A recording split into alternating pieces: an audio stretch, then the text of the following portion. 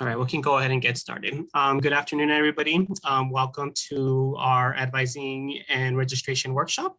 My name is Roberto Montes, and I'm one of the college advisors for the College of Engineering and Computer Science Student Success Team. And I will be one of your advisors that you can have if you can have any questions. Let me introduce my colleague, Sergio Guerra, and we also have Elena Sidney. They can share a little bit about themselves and what they do with the college, and then we'll go from there. My name is Sergio Guerra. I'm the director for the K6 program, but I'm also an academic advisor, just like Roberto, and I will be helping the students in the College of Engineering and Computer Science. And my name is Elena Sidney, and I serve as the ECS retention specialist. I primarily help freshmen and sophomore standing students, and I also academically advise those students if they were to land on academic probation at some point in their career as well. All right, awesome. So just before we get started, we do want to let you guys know that this is just going to be an overview session.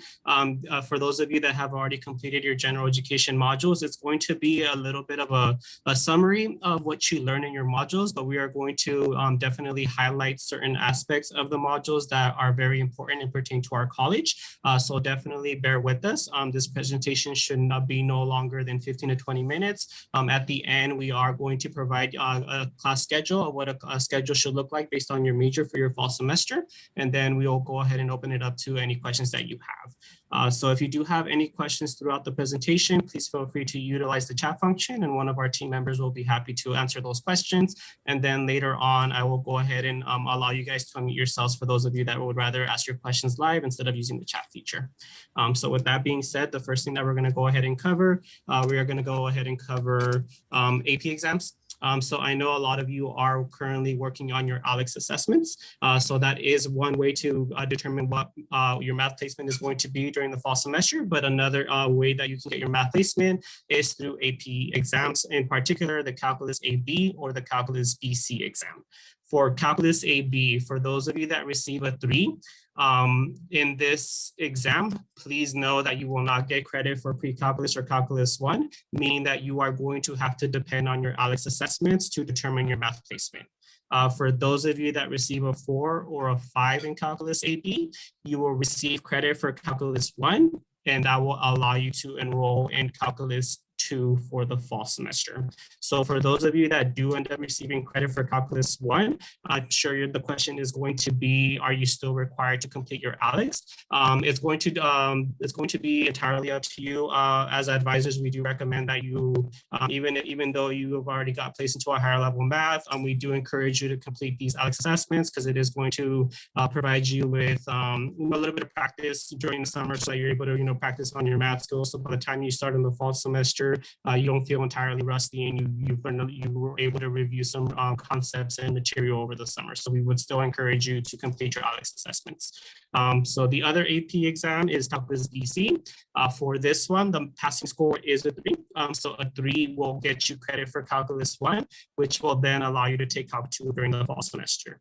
And for those students that receive a 4 or higher in Calculus BC, you will receive credit for both Calculus 1 and Calculus 2, allowing you to take Calculus 3 during the fall semester. Okay, and then for the last exam, we did put statistics there, but just know we just put it there because it's one of the math, it is a math AP exam, but just know that it's specifically for engineering and computer science majors. This test does not exempt you from anything. You would still be depending on your ALEX assessments to get your math placement. Okay, so moving on to the next slide. This next slide, I know a lot of you are going to have questions about how many units and how many classes you should be taking during your fall semester.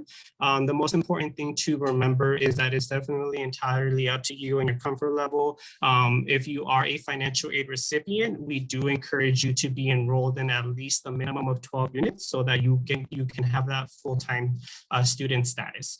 So that would probably be the only factor, the most important factor that we're going to recommend 12 units. For those of you during your fall semester, I know you are making the transition from high school to college. So for those of you that didn't do like a dual enrollment in high school, meaning that you were taking college classes while doing your high school, your high school diploma, it's okay if you just take 4 classes during the fall semester.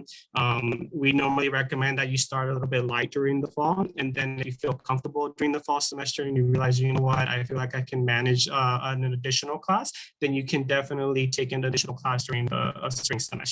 So you can always make up, you can always plan out your units. As you can see here in the first line here, if you do plan to graduate in 4 years, we do recommend that you average 30 units per year. And these 30 units can be spread out through the fall semester, through the spring semester, which are the mandatory terms. And then there's also winter session as well as summer session as well. But just know that winter and summer are not mandatory.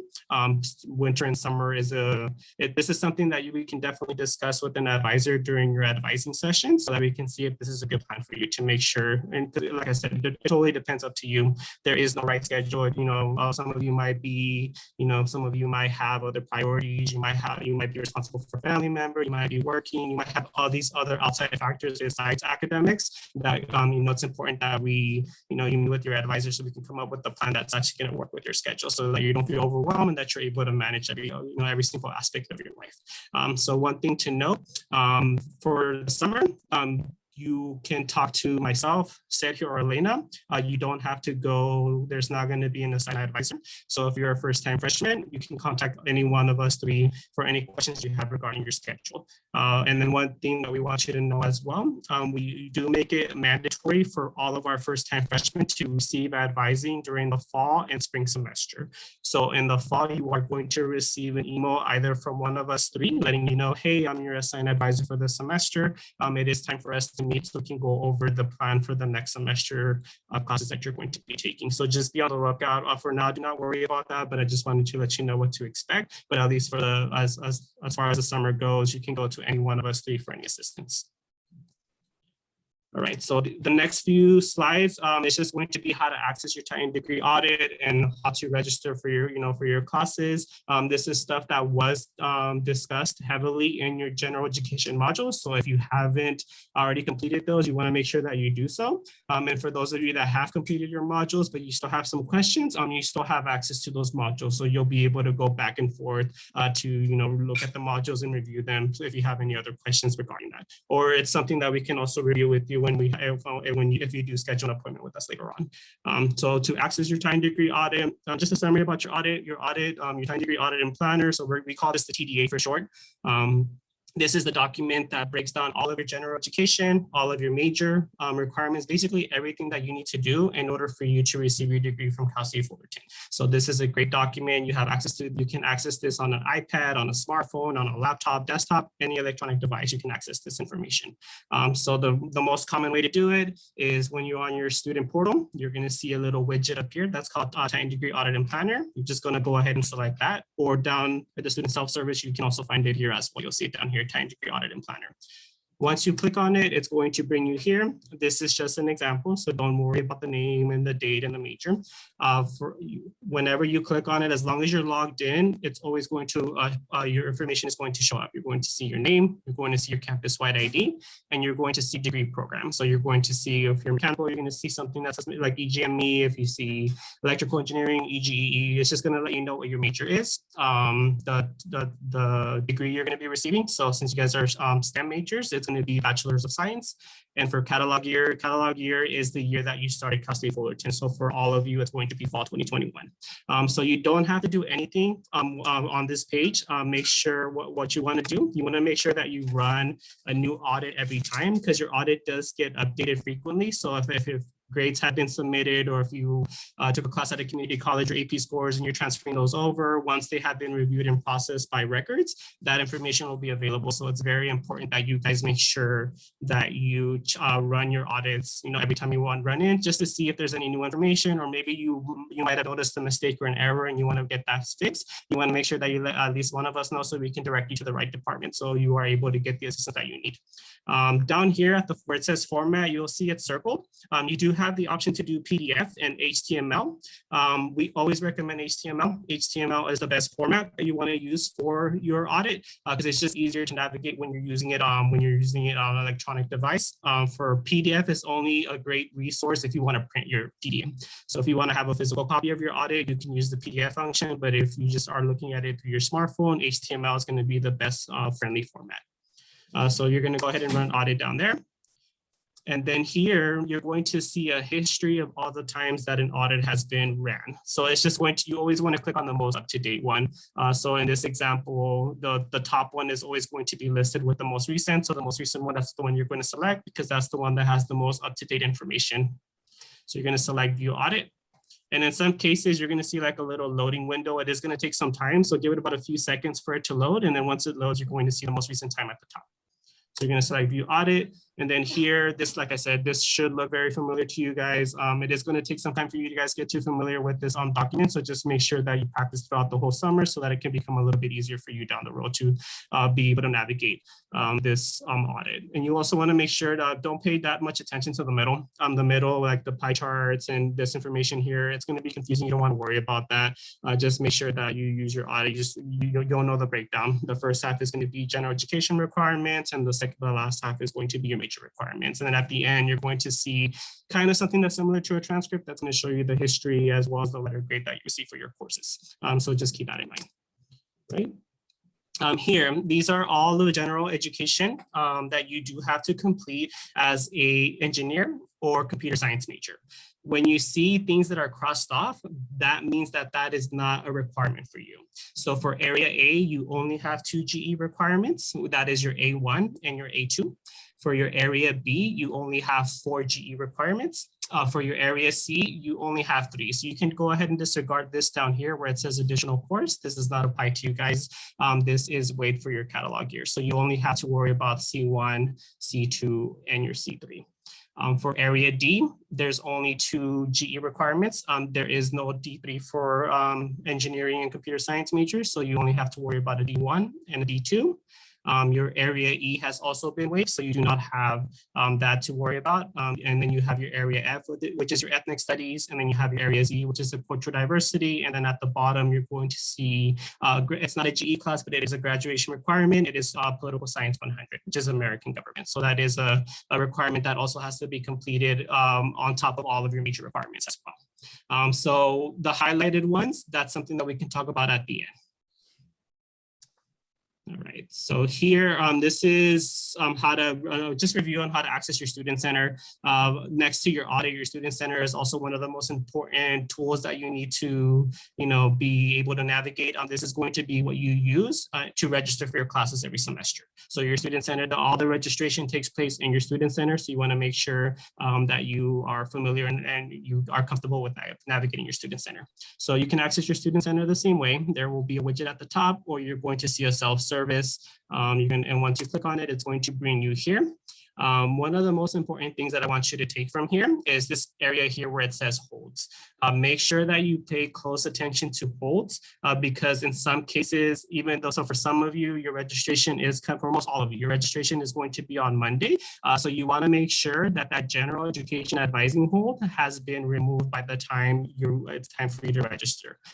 The way you remove this hold is by completing the GE modules. So if you do not complete your GE modules, and by the time Monday gets here, even though your registration date opens, you will not be able to register until those have been completed. So you want to make sure, for those of you that have not completed your GE modules, you want to make sure that you get those done as soon as possible, because it does take 24 to 48 hours for the department to remove the hold, and it is business, so business hours. So if you finish your GE modules on Friday evening or on a Saturday, it might take them longer than Monday to have that hold removed. So you want to make sure you get those done as soon as possible.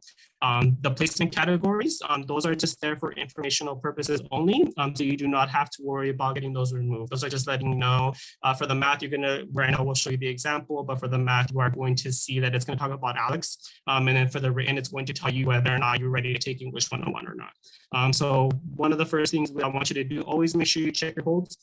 We are going to place holds on you guys during the fall semester when it comes to advising, but you won't have a hold from our college this summer. So you don't have to worry about a hold coming from us. Whenever whenever you do have a hold, you always want to click on details because it is going to tell you exactly who put the hold and who to contact. So, because we usually do get a lot of students that tell us, hey, I have a hold, what do I do? The best case is always to go to details to find out who did place the hold. And if after reading that information, if you're still are a little bit confused of why that hold's on your record, you can definitely reach out to us and we'll be happy to direct you to the proper department. So in this specific example, we're going to talk about the math placement category. So this whole is going to just give you a summary about the ALEKS assessment. So we did cover this at the beginning of the session, right? Your math placement is going to be determined by either AP scores, the Calculus AB, Calculus BC, or for those of you that did not get the high enough AP Calculus exam scores, or you didn't take AP Calculus exam at all, then your ALEKS is going to determine what your math placement is going to be. So you want to make sure that you complete all 4 of your assessments. So for those of you that do not complete your ALEKS in time, so usually the deadline is in the middle of August, but you'll get more information about that later on. You want to make sure that when it does come time for you to register, if you don't have AP scores and you haven't completed your ALEKS, or you didn't get placed into Calculus 1 based on your ALEKS assessments, then you are going to go to Reason, and Reason, the code that you see here is to determine what math you're going to be taking during the fall semester. So here, I know this is going to look a little confusing, but just for those of you, if you get an M1 or M2, basically for all of these codes, you do need to take your ALEKS assessment. Like I said, the main exception is going to be for those students that ended up receiving a high enough score to exempt them via AP Calculus exams. But besides that, if that's not the case, there is no other way to place into Calculus 1 besides taking your ALEKS assessment. So for most of you, you do want to take your ALEKS. And one of the most important reasons why is on this next slide. There are some of major classes, depending on your major, that require you to be enrolled in Math 125 or higher. So if you're not enrolled, and let's say, for example, you're a computer science major and you want to register for Computer Science 120, but you're still waiting for your math placement because you want to make sure you want to wait to see if you get placed into Calculus 1 or not. I would recommend that you just register for Math 125 so that the system allows you to enroll in Computer Science 120. So because if the longer you wait, Computer Science 120 is a very popular class. 3 majors do take this class, so there is going to be a lot of a lot of demand for this class. So you want to make sure that the earliest you're able to get a seat, you don't have to worry about it. And later on, once your ALEKS scores have been received and you got placed to Calculus 1, or your AP Calculus scores have been received and you got placed to Calc 1 or Calc 2, you can always switch into a different class. You can always change your schedule later on. So one thing that I also want you guys to know is that even though you guys will be registering on Monday, there is a specific time where your registration window opens. You want to look at your student center to look at that information. But let's say you're not able to register at that exact date and time. That's fine. You will still have access from that date and time basically until the fall semester begins. So you want to make sure that you register as soon as possible, because obviously if you wait, the longer you wait, the more classes are going to close, get filled up. So you want to make sure that you do this, that you register as soon as possible. So that's why it's important that you register for at least Math 125 if you're an M1, M2 category. That way you have access to your other courses, because if you just keep waiting for all these other exams, and most likely your results won't be available until July, especially if you took an AP exam this year. Those test scores don't come out till the end of July. So you want to make sure that at least you're securely in the math class, because you can always change it later. So we'll go ahead and review this at the end when you look at your sample class schedule. From now, I'm going to go ahead and send this over to my colleague, Sergio. Okay, thank you, Roberto. Okay, what we're doing is we're looking at the slide that comes right after you hit, I think it was slide number 9, where you hit basically to go to your student center. Once you click that, it'll take you directly to this particular slide, and then you want to pay attention to that circled area where it says enroll. This is where you actually start enrolling, to start the enrolling process. So you definitely want to click that, and then go ahead. And then you're going to lead into this, which is going to tell you basically if you're going to need to take the oral communication A1 or A2. Now, you could end up taking both of them if you want in the fall, or, there's different ways of doing this. They usually want you to take A1 and A2 by the end of your first year, and it could be either one or the other. Or sometimes some students do both of them the first semester and they get rid of them right away. So it's up to you. So this is what we wanted to make sure we wanted you to pay attention to that. Also, on the bottom there, I'm not sure if it's going to show the circle area, is in the next slide, Roberto, down at the bottom where it's going to circle where it says enroll class. That's where you're going to want to pay attention because that's where you can enter the class number. And then it'll show, again, once you enter it in there and you click enter, it'll show up over here onto the right, as you can see where it says HCOM 102. That's what it will show up once you enter it, and it'll show up in your shopping cart. If it doesn't, then you can also search for it, and it's the next circle down there at the bottom. So that's where you want to put in the numbers. Yeah, and just to clear something up too, for most of you, you're not going to use the enter class number for your first time. That's only if you know the 5-digit code that is associated with the section you're looking for. The majority of you are going to search for your classes with the next option that says find classes. So you're going to go see that in the next slide. And that number that he's talking about, you see where it says HCOM 102, and then right under it, there's a number in parentheses. That's that particular number he's talking about. I don't know if you can point to it, Roberto, so they can see it. Yeah, the number at the bottom there, that's what that was. Okay, anyway, let's go on to the next one. This slide again is now, this is where you're going to start looking for your courses. You want to make sure that you definitely hit enroll on top, obviously, and then you hit where it says fall 18. You want to make sure you're in the right semester because we get a lot of students that don't end up selecting the right term, and they end up going into this different term, and then they can't find classes or they're all closed or what have you. So you want to make sure you're always in the right term. So in this case, we're all going to be enrolling obviously for the fall 21. Okay, so you want to make sure you're always in the fall 21, and then you want to put your subject that you're looking for. So if you're looking for calculus 1, is not listed as calculus 1, is going to be listed as math 150A. So you want to put the subject mathematics, and then that little box next to it on the side, you want to put there 150A. Don't just put 150 because it will not show up. You have to put 150A or 150A. Okay, and then you hit search. Once you hit search, it'll take you to the next slide. Let me see. Yeah, so just give me, so just to clear, because I did get a direct message, there won't be a yellow box for you guys. You guys can disregard that. Oh, that does yeah. not apply to you guys. So there's no yellow box. Yeah, don't worry about the yellow box. Okay, well then that'll take you to this here. And now this is a whole bunch of areas that are circled. Obviously the top part where it says my class schedule to the left, that's going to show you once you've already registered, it'll show your classes there. And then over here, if you're looking for show all web fully online courses, it'll show it there. But if you ever want to modify your schedule, because let's say you're going to go ahead and did a search, you're going to go ahead and obviously enter the information, and then it's going to show you all the classes that are listed for that particular section of the class. In this case, we're looking at ASAM 101, and it's an introduction to ethnic studies. So it's Asian American studies. And it's going to show you all the classes that are listed for that particular class. So there's actually listed there, I don't know, what is that, four sections. And then what you want to pay attention to is you see those green dots. If you look at the legend right there, almost at the top, well, kind of like the upper part of the screen, it'll say open, closed, and waiting list. The green dot means it's an open class. It means you can enroll. The square, which is in blue, it says it's closed. And then the triangle, which is, it looks like it's yellow and orange or something like that. It'll show that it's obviously on a waiting list. So you always want to make sure you focus on the green dot because those are the courses that are open and available. And then what you want to do is you can actually click it in 2 areas to select it. You can select it there where it says select next to the green dot, or you can actually hit it over here on the left where it says 01 lecture regular class. So you can click it on either one and it'll take you straight to it. So let's go ahead and go because I think the next slide will show once it's already been selected. And I know Sergio did talk about the top here. So for those of you that are currently adding classes to your shopping cart, this is a good tool to use. You want to make sure you hit show all, so you make sure that you're not picking a class that's conflicting with another one. So if you end up trying to enroll in these classes and there's 2 classes that are taking place at the same time and the same date, the system won't let you register. So you want to make sure that you use the shopping cart, and if you already added classes on my class schedule, to make sure that you're not selecting classes that are conflicting with one another. Okay, true. Thank you.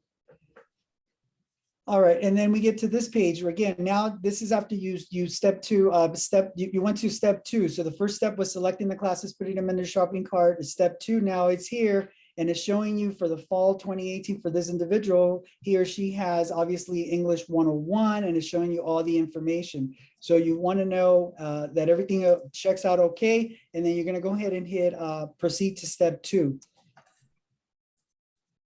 And just remember, guys, adding a class to your shopping cart does not guarantee that you're going to get into the class. You want to make sure that you follow the steps that Sergio is talking about, because if you just leave them in your shopping cart and you don't add them, these classes will not be in your schedule. These classes are up for grabs. It's not going to be official until Sergio walks you through the process right now, and you'll see when it's official.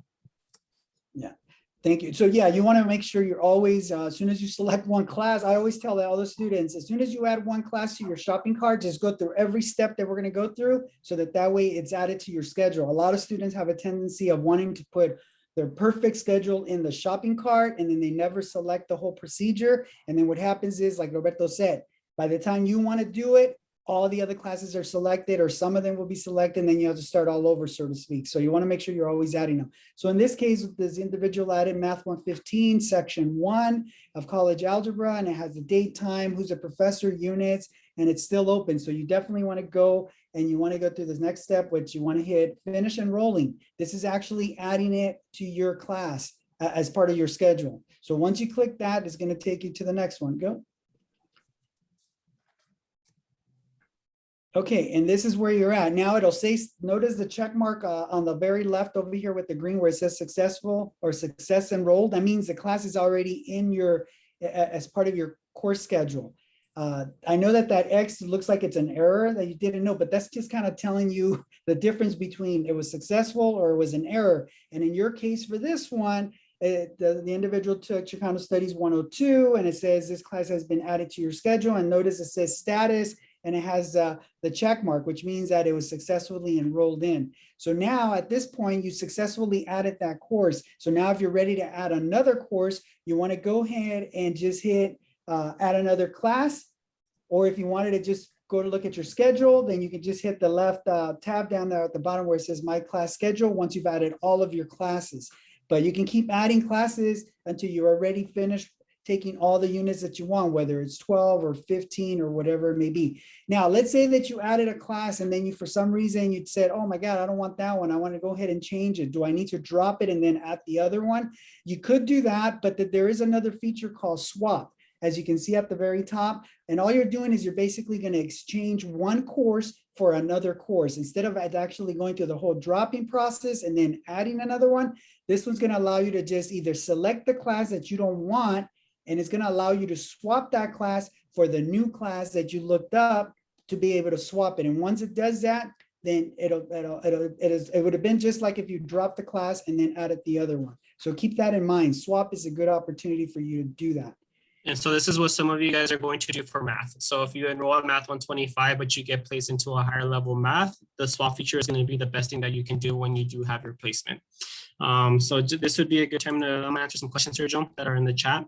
Yeah, so just to, if somebody asks, in order to find out what math class to take, you must complete Alex. So yeah, just to go over the information we covered at the beginning. Your math placement is going to be determined by 1 AP Calculus A, B, or BC scores, or your Alex assessments. And then for the next one, you can start searching and adding classes to your shopping cart right now if you'd like, but just know that it's not a guarantee that those classes are still going to be available by the time your registration date opens. So it's up to you. You can add classes to your shopping cart now, so it can be a little bit easier for you the day of your registration, or you can do it the day of, but you might have to do some changes. Yep. Okay. Okay. Next slide. All right, sounds good. So we're going to go to the next slide. Okay, this is the last slide, I believe, on our list, and it basically kind of gives you a snapshot depending on what your major is. And what you want to do is you want to look at every single column. So if you're a computer science major, then you're looking at the column to the very far left. And that is basically going to tell you, okay, this is what you would take. For example, if you're taking Calculus 1, you would take Math 150A. And then the next one right below that would be the oral communication, the GE section A1. It could be the oral communication or the written communication, which it would be your English. That's section A2. And then obviously in your major, you would have computer science 120, and then another math class, Math 270A, or a GE in case you don't want to take 2 math classes the same semester. And then the last at the very bottom under the dotted line would be another GE. And notice, I want you guys to pay attention at the very bottom where you have 13 minus 17. It actually means 13-17 units. So depending on what schedule you select and what courses you pick, you may end up having between 13 units and up to 17 units. Because if you look at the very top again there, you saw where it says math, it has a number 4 in parentheses. The little number in the parentheses for all of them, it's focusing on the fact that those classes are, that's the units for the course. So Math 150A is 4 units, Math 125 is 5 units, English is 3 units, or A2, A1 is 3 units, and then 120 is 3 units, 270A is 3 units, and then a GE is 3 units. And then again, if you look for every single column, so if you're, again, the civil engineer, look at the green column.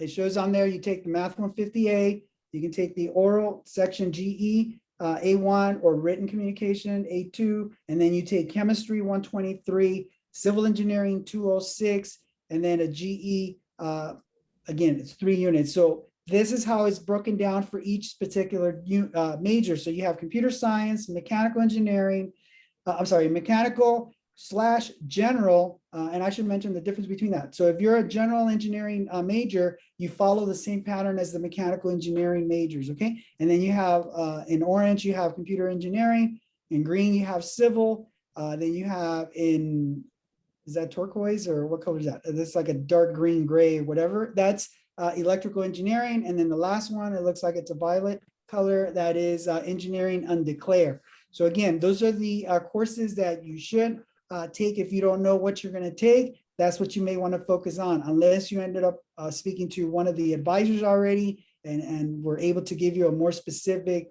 detailed schedule for you, depending on what's already on your Titan degree audit. Okay.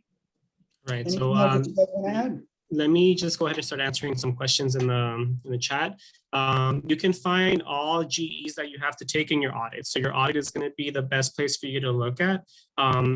And then for the ALEX score, we're not able to share that information. The math department did ask us to keep that confidential. You do have to complete all 4 ALEX assessments. So if you complete 1 or 2, that's not enough for your placement. The math department is expecting you to complete all 4 of your ALEX assessments. Once you have completed all 4, you will receive your placement. Recording, yes, it is being recorded. I'm not seeing so we are. Chat, so I can't see it. It's because they're direct messages to me. Oh, that's okay. why. Yeah, so if you guys are asking questions, make sure that you select everyone. That way, the other advisors can look at it as well. We will be emailing this to you guys by the end of the week. So for those of you that attended the session, we'll add it there, and then we'll also add it to our website. So before we answer any, you don't have to finish your assessment by Monday, but if you want to have your actual placement by then, you can. But just remember that your ALEX assessments do have a cooling down period. So every time you finish a section, like an assessment, it does take like 24, 48 hours to load into the next one. So you want to keep that in mind. Like I said, for most of you, ALEX might not be complete by the time you register, and that's okay. You'll still have time. You still have until August, but the sooner you complete it, the better. But you don't have to absolutely have it done by that Monday. But it's important to get it done, get it out of the way. Don't wait till the last minute, just get it done. But I will give you also advice. You want to make sure you freshen up on some of the math that you might not be familiar or that you took already a long time ago. It could be algebra 1 or algebra 2 kind of math or geometry problems, because a lot of that will tend to trip a lot of students, and that may affect what your score will be and where you may be asked to be placed in. So keep that in mind. Do really well on that test as well as you can. So another question is orientation. You would have to contact orientation for that. We're not able to, we're not part of the orientation department, so we're not able to tell you about whether or not you can make it to their sessions. You want to make sure you follow up with them. You can add classes to your card. You don't have to wait until your scheduled time. Roberto mentioned that you can actually start looking for your classes and put them in your basket, but you won't be able to register until your actual day and time that is allowed for you to register to start doing that 3rd or 4th step or whatever it is once you register. Okay. Awesome. And then another question. So as of right now, you are not assigned an advisor. As I mentioned earlier in our presentation, you can contact either myself, Sergio, or Elena for any questions that you have. And right now I will show you guys, if you want to meet with us after later this week or sometime in the summer to go over your schedule, we can definitely set up a one-on-one appointment. So I will walk you through that process on how to do that. So you can select any one of us 3. So whichever advisor has the most available, the most of the time that's available and more convenient for you, you can go with that advisor. You will have an assigned advisor when the school year begins. So the school year has not begun, so you can go with any three of us. All right, so what I'm gonna do, I'm gonna go ahead and share my screen. So a lot of you guys should already be familiar with this website. This website is the Titan Orientation Program. So this is where you find all your steps, you know, the step 1, step 2, step 3. You always wanna make sure that you select the right student group. So when you're on this website, you're gonna check first-time freshmen. So this is what you guys are gonna select. Orientation information, you're gonna select that. You're going to see all of the other resources that are available on campus. So if you do have any questions about that specific department, you can go to their department for more information. Your step 1 is completing your orientation modules. Some of you might have done that already or you're still working on them. Step 2 is the general education module. So you guys want to make sure, just to emphasize, it's very important that these are done as soon as possible, because if the GE advising hold has not been removed by the time your registration window opens, you will not be able to register. So you want to make sure that you complete these as soon as possible.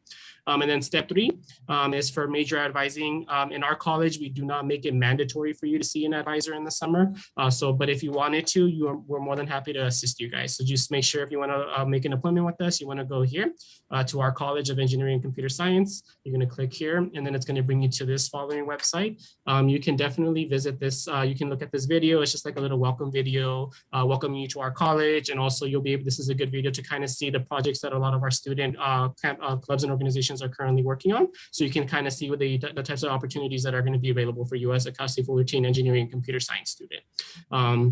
In order for you to find out more information, so as you can see here, it's even emphasized here for freshman advising, any three of us would be able to assist you.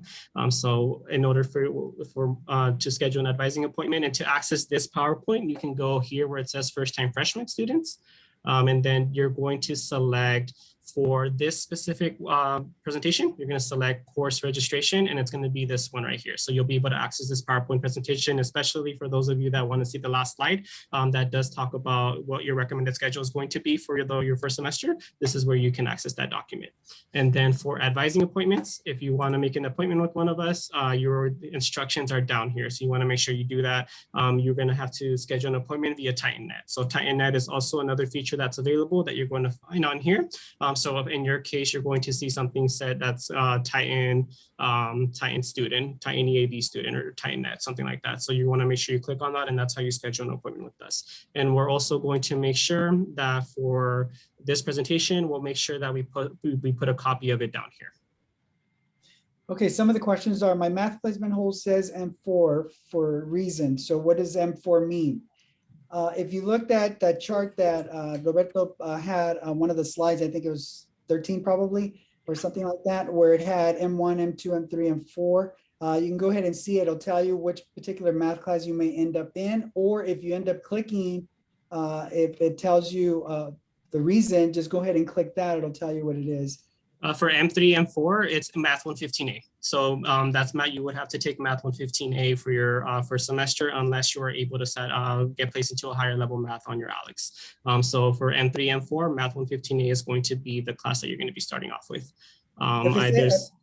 Next question says, can we put math in our cart even without taking the ALEX? If the system lets you, then probably yes. If it doesn't let you, then that means you definitely need to take that ALEX test to find out which class they're going to let you. So you can add it to your shopping cart, but it does not mean the system's going to let you add the class. So when you complete steps 2 of 3 and you finish enrolling, you will most likely receive an error message letting you know that you have not satisfied prerequisites. The next question says, if we apply for Math 125 but are then able to take 158, can we switch it? Yes, if the system allows you to switch up to the 158, then yes, you can do that. Now, if you're being placed in 150A, and we do have some students that say, oh, can I go back and do the pre-calculus to freshen up on that, even though I'm able to go on 150A. We don't recommend that you go down. I mean, if you've already been encouraged to go into 150A, which is calculus, take the calculus class. Don't go back, because sometimes it makes it a lot harder for the students. So anyway, go ahead and do that. Let me see, is this recorded? Yes. What's the meaning of the reason M3? Already covered that one too. Okay. Can I put math in cart without finishing assessment, but will not be able to? Okay, we already went through that. So So for now, we have math and science, so we finished our assessment. Yeah, so for M1, M2, these placement category students, yes, the highest level you can take right now is Math 125, and you can always switch later on if you receive a high enough AP score or you get placed via your ALEX assessments.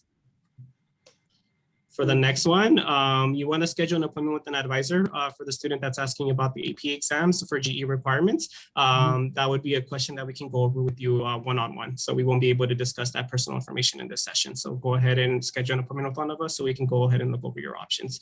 But you will, those AP scores, like I said, are not available until the end of July. So yeah, just meet with an advisor so we can kind of come up with a tentative plan. As I mentioned at the beginning, you can always make changes to your schedule later on, even before even when the semester is beginning. There is an add drop deadline for the semester. So that means that you will have it up until September 7th to add and drop and finalize your schedule. So there's still plenty of time. So you can, June 21st is just the initial date. You can always make changes in July or August. Okay. What type of math is 125? Math 125 is the pre-calculus class. It'll cover basically a lot of the algebra and trigonometry, logarithms, and stuff like that. That's basically the pre-calculus. Okay, so just to go back, just to go over it again, you are going to schedule an appointment. If you want to see the instructions, you're going to click on our college. You're going to click on first-time freshman students, and then you are going to click on major advising appointments, and you're going to see a PDF down here that will give you instructions, and it will walk you and provide you with screenshots on how to schedule an appointment. So you want to make sure you visit this website. The question that I see down, is there a computer science track? Yes, the last thing we were showing, it's the column there on the left. Those are the classes you should be taking as a computer science major freshman. Just to clarify, if you're M2, you both are. So as of right now, the departments are currently updating flowcharts. Flowcharts are like 4-year plans that departments provide you to kind of show you, to kind of map out the major and GE. Those are not available at the moment. They are still updating that information. If you look it up online right now, you're going to find older ones. So we don't recommend that you use those because those do not pertain. There's a lot of differences in this with this with your catalog here compared to other ones. So I would recommend just kind of hold off on that. We're waiting until we should be getting that information hopefully sometime in July or August. So that 4-year plan is not available at the moment. Somebody's asking, I'm taking early start math course for 115. Should I sign up for 115 or something higher like 125? So if you're taking ESM 115A, that means that you will be taking 115B and 116 during the fall. So you'll take those 2 classes in the fall, and then you'll be able to take Calculus 1 during the fall. During the spring semester. And then I just whenever you see GE down here, we didn't specify what GE you can take. So that's going back to this slide that we talked about here. So this slide here that told all your GEs, we highlighted the ones that we would recommend are good options for you for your first semester. The great thing about GEs, they're very flexible with the exception of your A1, A2, B4, which have to be done by the end of your first year. But for the rest of them, for your area C, area D, area F, area Z, your graduation requirement, political science 100, there's no specific order to take these. So whatever you feel comfortable doing, whatever you feel taking that works with your schedule, you can definitely do so. The only ones that we're not going to let you take at this moment is your C3 or your area Z, which those are usually upper division, which is 300 level, and we don't want you to take those courses now. So the ones that we highlighted are the ones that we recommend that you take. But for those of you that are thinking of taking the C2 or D2, if you're expecting some type of AP credit, you might want to hold off on that. So if you're not sure if your AP credit is going to cover any of these areas, just schedule an appointment with one of us, or you can go back and review the GE modules. The GE modules do cover AP credit and do provide you with the list. So you want to make sure that you look over those so you can kind of get a good idea of whether or not you're going to receive AP credit. So just to make sure you're not repeating a GE that you've already received credit for. Okay, somebody's asking, what's the highest math I should take? It depends on what you score on either ALEX or depending on your scores. Another question is, am I mistaken or did I not see English course in the flowcharts? Yes, you did. It's section A2 is the English portion where it says written. That's A2. And just to make a note too, so for your second class, if you are expecting AP English Literature or Language AP credit, so if you receive a 3 or higher, you do not have to take written communication here. Your AP credit for those two, either one of those two exams will cover. So if you're not sure, if you're still waiting on AP scores, your safest bet would be just to take your A1 this semester. So just take your A1, and if you didn't get the credit for your A2, you can always take that one in the spring.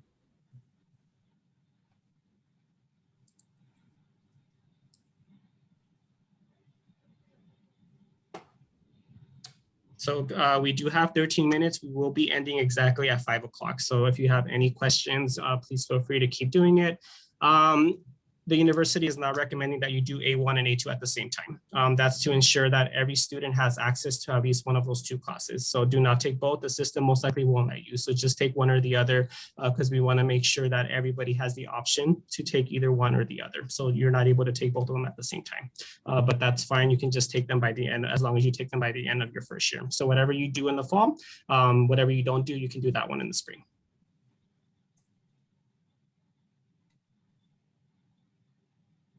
You can register for the 115 question. You can register for 115B and 116 on the day of your registration. Since you're already enrolled, the system is going to let you to enroll on those classes since you're already enrolled in the class.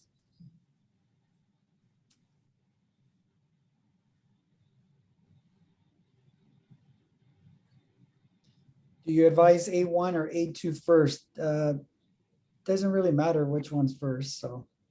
Yeah, it doesn't. Well, whatever's convenient for you, whatever works with your schedule, because eventually you're going to have to take it. So whether you want it in the fall or the spring, just if you're still not sure, just go with whatever fits best with your schedule. Worry about putting your major classes first, and then look at the times, and then make sure you find whatever's more convenient for that schedule. The maximum units you're allowed to take is 18. You're not allowed to take more than that. And we would not recommend that you take that many units your first semester, because it definitely is going to be very challenging and overwhelming. So we don't want to set you up for failure during your first semester. So we recommend like 12 to 15 units is going to be a sweet spot for you guys for the fall.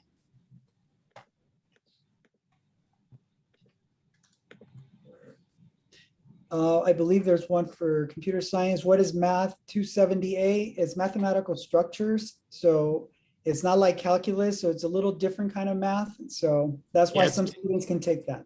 So it's math for programming majors. So it's more algebra based. For computer science students, you are only required to take up to Calc 2. For the other engineering majors, you have to take all the way up to Calculus 4. But for computer science, that's why you have this other requirement. That's the Math 270A and Math 270B. So like Sergio mentioned, you don't have to take these your first semester. You can if you'd like, but if you don't feel comfortable taking two math classes at the same time, then it would be better for you to hold off on taking that class into a different semester. If you just want to focus on finishing pre-calculus in your calculus series, you can definitely do that. Yes, you definitely want to finish A1 and A2 by the end of the first year.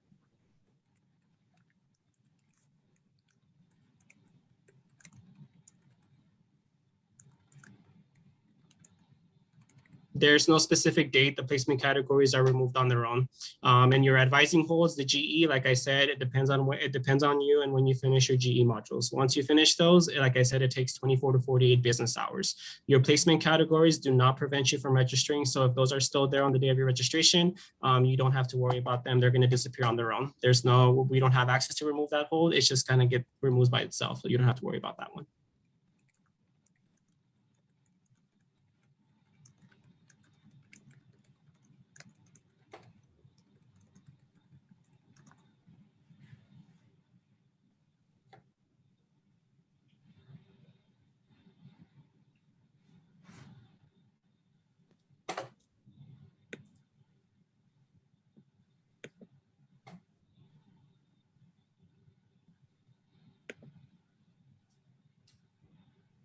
There's no prerequisite for Math 278.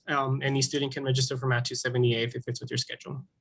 Alex is only for calculus. That's not for Math 278.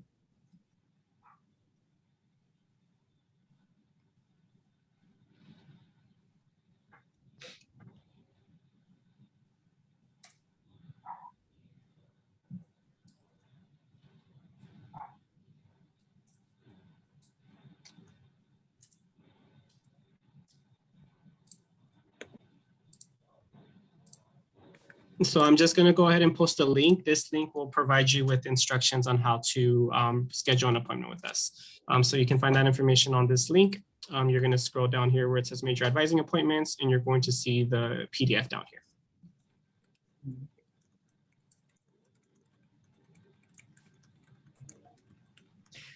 Math 278 is required for computer science students only.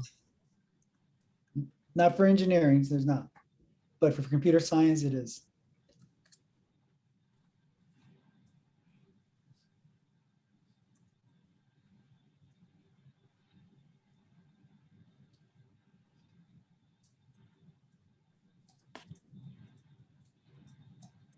All right, we have less than 8 minutes, guys. So any other questions, please feel free to put them in the chat.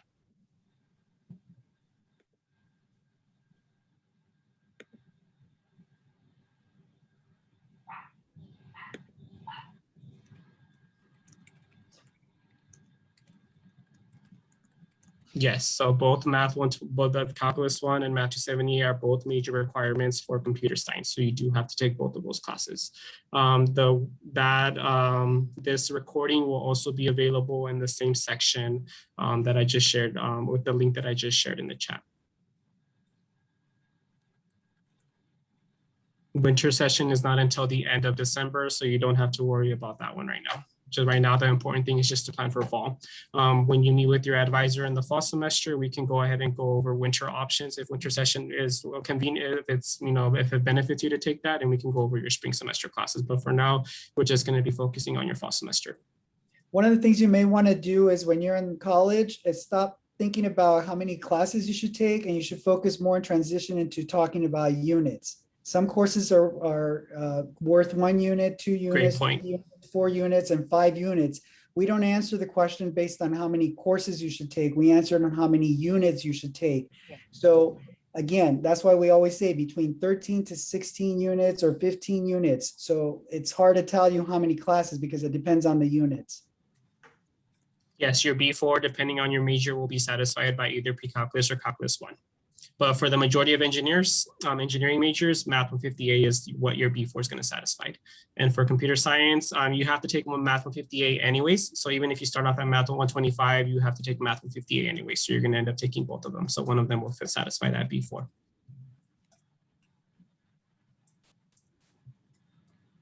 Yes, you can take math 278 next semester. That's correct. You do not have to take English 101, which is your written communication, if you received a 3 or higher in either AP English language or literature. If you're not sure and you're still waiting on AP scores, do not register for that class. Just take your oral communication instead, and you can always, take English 101 next semester if you didn't get the minimum score required to get exempt from this requirement.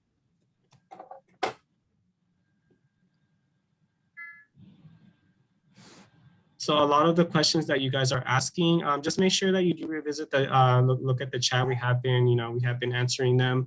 You want to make sure that, as I mentioned, your math is determined by either ALEKS placement or your AP Calculus AB or BC exam. Either one of those two is going to determine your placement for your math.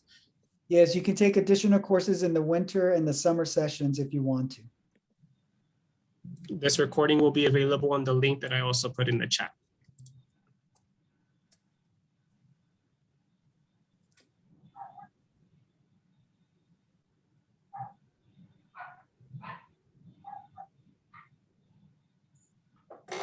So for those of you that are taking math 115A this summer, as long as you take 115B and 116 in the fall, you'll be able to take calculus 1 during the spring, which will satisfy your B4 requirement.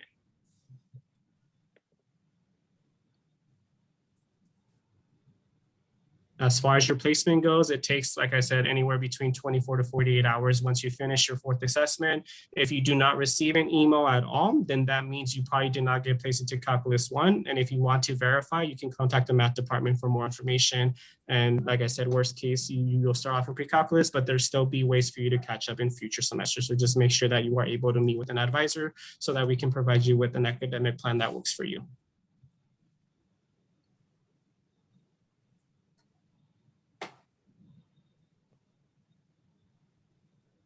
Well, you do eventually have to take Math 270A and 150A. Some of them are prerequisites to other courses. So eventually you do have to do them. We're just trying to get you to take the courses when you should take them, where it's more advantageous for you.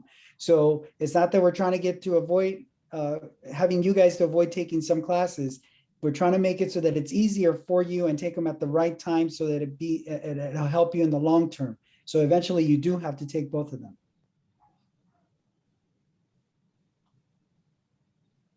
No, the schedule will vary every semester. Every semester is different depending on what classes you've already completed. Some students may end up having to repeat a course, and thus affects their new schedule. So not everybody's going to have the same schedule. That says another one. Just to be clear, the lowest math class I will take, regardless of the ALEX assessment, will be Math 115. That's correct. Depends on your category. But for those of you that have M3, M4, you want to make sure that you carefully select the 115. There is a regular 115, which is 4 units. That is not for our college. The class that you're looking for is 115A. There is a big difference. So if you take the Math 115, it is definitely going to mess up with your placements. You want to make sure that you select A. 115A. Mm-hmm. If you do not complete all 4 assessments, then you will just go to your placement category to determine your math placement.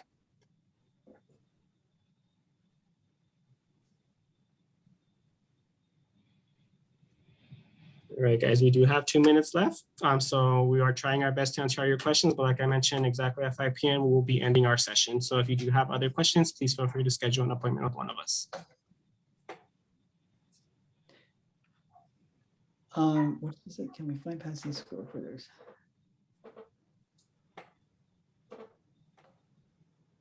So that will be available in your GE modules. So if you have not completed it, there is a section that covers your AP exam. So you want to go back to those modules and you'll be able to find a list of AP exams and what the minimum scores you need to receive credit for them.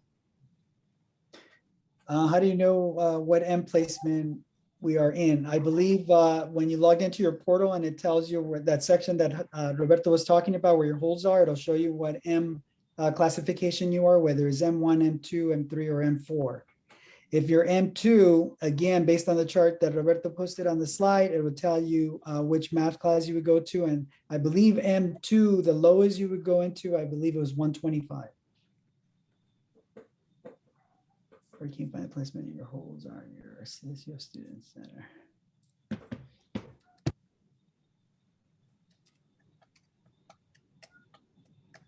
Like I said, this presentation is going to be available, so you can always access it on the link that I provided as well.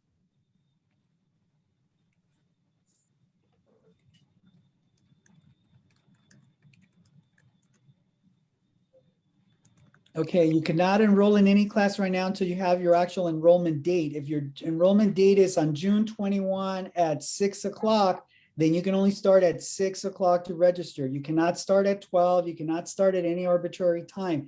It has to be whatever time, whatever date and time you were assigned. And you can find that by going into your portal and you can see it there. It'll show you the specific date and time for what semester. All right, guys, so it is 5 o'clock. We would like to thank you for taking the time to be a part of this session. So if you do have any questions, like I said, please make sure you schedule an appointment with us. We are here to help you guys during this transition. So like I said, you can go to any one of us for help during the summer. You don't have an assigned advisor. So if you do have any questions, for those of you, I know some of you did register for all 3 workshops. You don't have to attend all 3. We're going to be covering the exact same material. So just to save you some time, you don't have to attend to the other sessions because we are going to be covering the same thing. So thank you guys again, and we look forward to working with you. Take care.